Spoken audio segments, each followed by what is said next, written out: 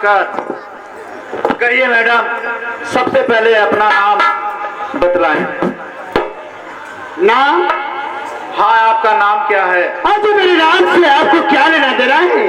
सही कह रही हैं, आपके नाम से मुझे कोई लेना देना नहीं है, लेकिन आपके चाहने वाले अगर कोई होंगे तो कम से कम उस नाम से तो आपको याद तो करेंगे। ठीक है, अगर नाम पूछना चाहते हैं तो लोग मुझे प्यार से सीमा जी कहते हैं। बहुत ही सुंदर नाम आपका, सीमा जी। जी, आप करती क्या है? मैं नाच गाने मुजरे के काम करती हूँ। अति उत्तम कार्य आपका। नाच गाने का कार्यक्रम करती हैं, लोगों का दिल बहलाती हैं, दिल जीत लेती हैं। जी, ठीक है, बहुत अच्छा काम आपका है। जाइए अपने दूसरी सहेली को भेजें।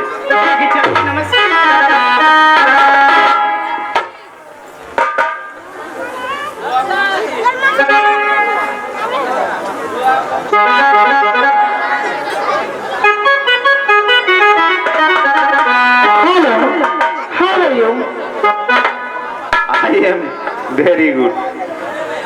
कही का हलवा ठीक बाटे, ऐसा ना कि तनी हम अंग्रेजी कम पढ़ ले तो लटपटाई तो क्षमा करिए।